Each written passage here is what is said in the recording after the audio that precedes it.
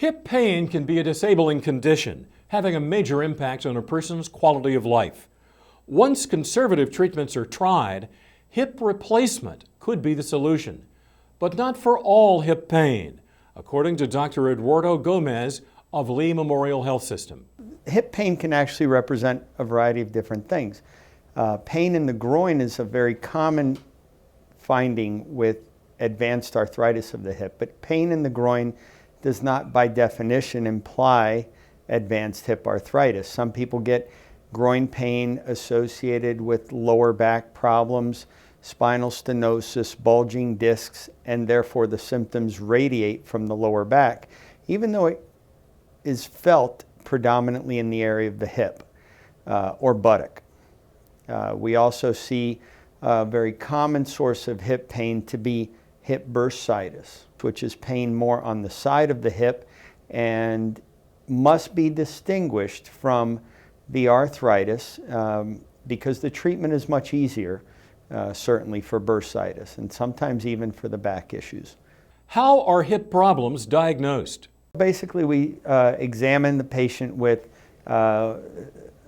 something as simple as watching them walk, and then we move the hip around and we palpate and check for issues like hip bursitis or back problems. We check for sciatic issues with the physical examination. And when we identify what appears to be range of motion limitations that are consistent with hip arthritis, of course an x-ray is certainly appropriate. That's typically done on the first visit. But sometimes when the x-rays show, let's say, early arthritis or what appears to be early arthritis, the MRI may show far more severe findings of bone spurs, fluid buildup, and things like that that can be indications that the arthritis is more advanced than it appears and certainly would explain a patient's limitations.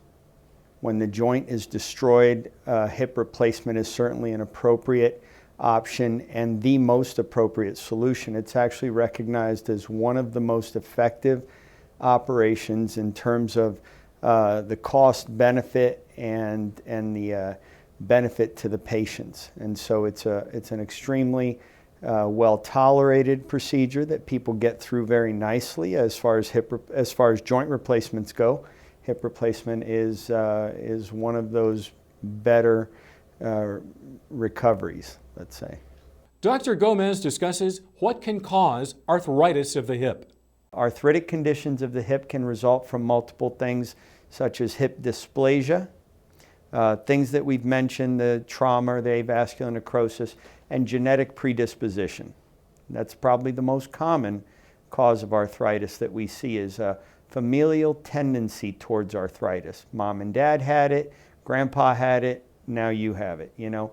And not uncommonly we see people with this type of family history. When the findings come on, I mean, again, at any decade really, probably most common in the peak incidence would be 60s and 70s for sure.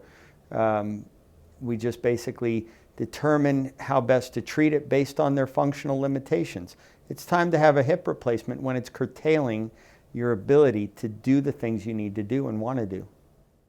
For more information about Dr. Gomez or the Lee Memorial Health System's All-Star Total Joint Program, call 239-454-8725 or visit leememorial.org.